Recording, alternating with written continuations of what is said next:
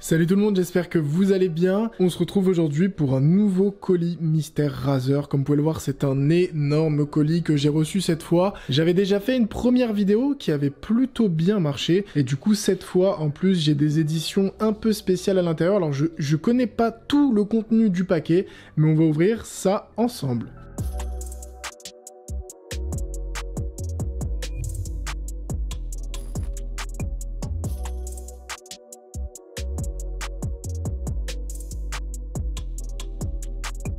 Alors le premier produit que j'ai sorti du carton, c'est celui-ci, le Goliathus Extended Chroma. Donc en fait, tous les produits que je vais présenter vont être de l'édition Mercury. Donc c'est une édition un peu particulière, une édition argentée. Donc c'est juste magnifique. Je vais déballer ça, on va voir ce qu'il y a, mais je peux vous dire que le carton est plein à craquer de produits. Je suis choqué de tous les produits qu'ils ont envoyés. De toute manière, vous me connaissez, c'est sûr que je vais vous en faire gagner, mais je vais déjà ouvrir celui-ci.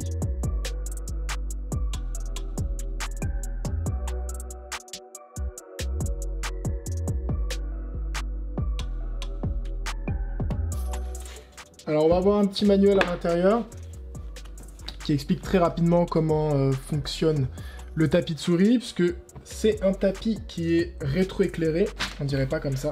Alors le tapis est juste gigantesque. Là on est sur un tapis d'édition Mercury, donc l'argenté est vraiment magnifique.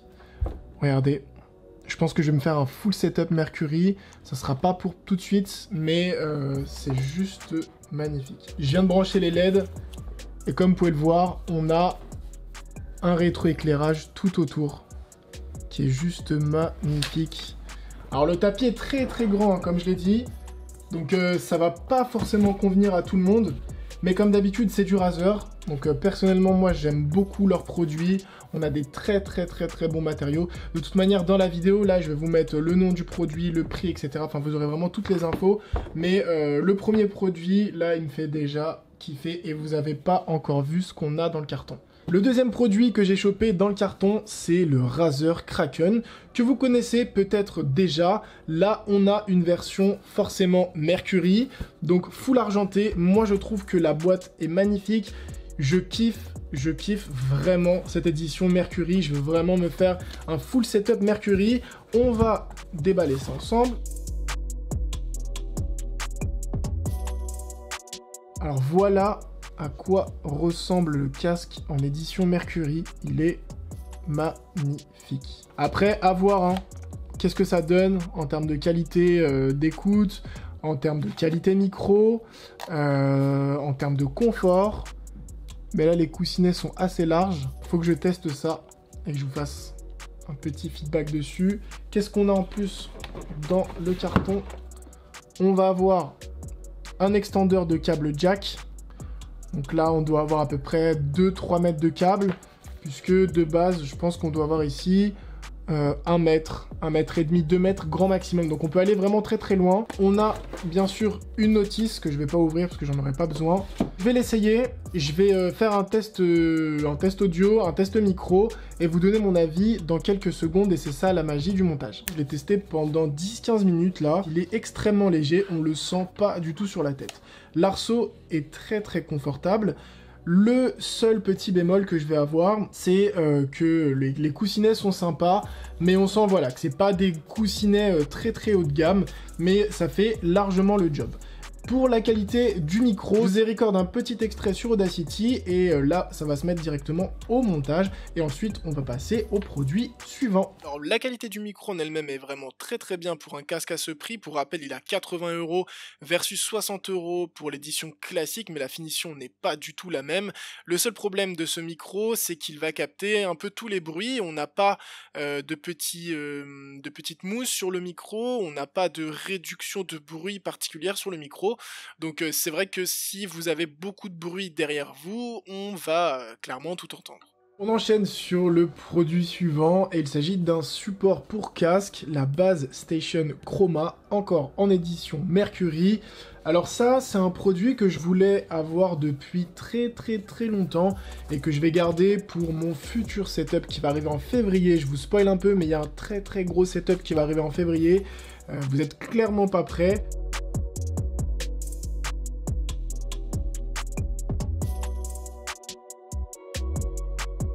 Ça va aussi servir de hub. Vous pouvez recharger votre smartphone, vous pouvez brancher votre souris, vous pouvez vraiment faire tout ce que vous voulez. Ça va vous permettre de regrouper un peu tous les points juste là. On aurait quand même aimé avoir une prise USB-C, parce que maintenant c'est un peu la norme sur tous les smartphones. Mais bon, c'est un modèle qui est sorti, je crois, en avril.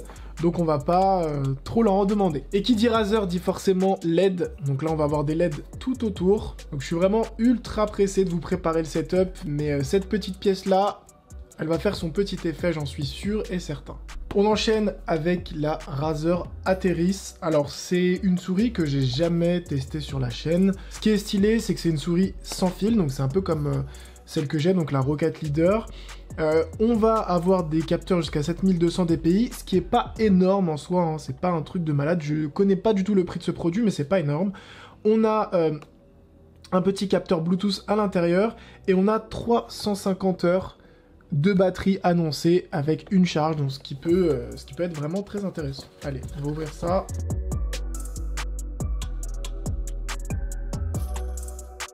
Alors déjà, première surprise, c'est pas une souris qui se recharge, c'est une souris à pile.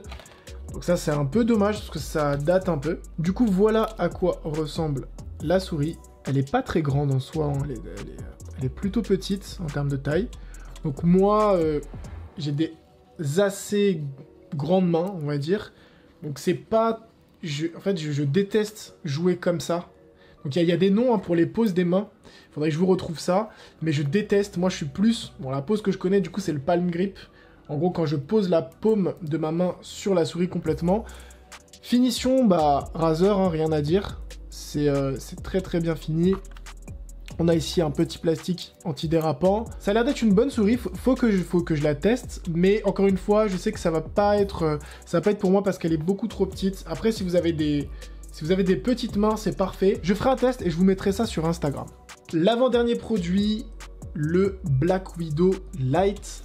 Alors pourquoi Lite? Tout simplement parce qu'ici, on n'a pas de pavé numérique. Alors à la base, c'est un clavier qui est destiné à l'e-sport. Pourquoi? Parce que c'est un clavier qui est beaucoup plus simple à transporter qu'un clavier classique qui dispose d'un pavé numérique. Et vous le verrez sur le dernier produit.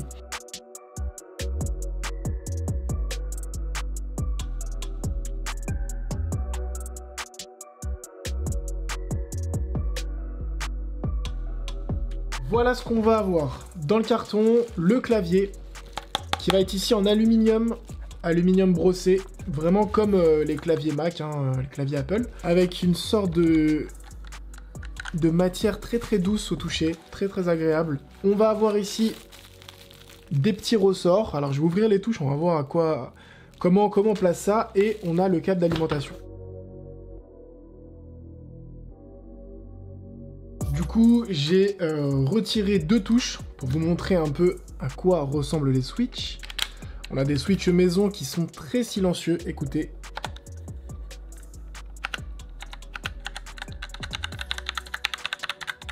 On va avoir un rétroéclairage blanc-argent, donc pour vraiment aller avec le clavier. Et après, bah, à vous de voir, hein, ce que vous en pensez, mais c'est vrai qu'il est ultra beau quand même. Et enfin, le produit que je voulais tester depuis un bail et je suis très content qu'il soit dans le carton, c'est le Razer Huntsman, et encore plus en édition Mercury parce qu'il est juste magnifique. C'est un clavier mécanique que j'avais repéré depuis sa sortie. Je voulais vous faire une vidéo dédiée parce que je le trouve juste incroyable. Et là, bah, ça me fait grave plaisir de pouvoir l'unboxer aujourd'hui et de l'avoir dans le carton. Donc je vais ouvrir ça et puis on va voir ce qu'il a dans le ventre.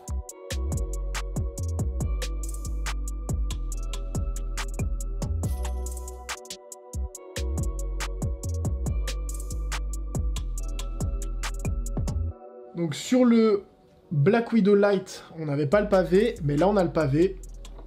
On a un design qui est très très très similaire au Black Widow, hein. On pourrait l'appeler le Black Widow Big, au lieu du Black Widow Lite. C'est exactement la même chose.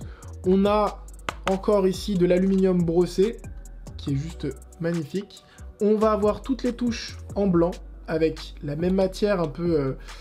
qui est très très douce. Je sais qu'il y a un nom, mais je l'ai oublié. Il me semble que cette fois, on n'a pas un rétroéclairage blanc, on doit avoir 60 millions de couleurs, donc je pourrais mettre n'importe quelle couleur. Au niveau de l'audio, je sais qu'il y en a beaucoup parmi vous qui adorent entendre le bruit des touches.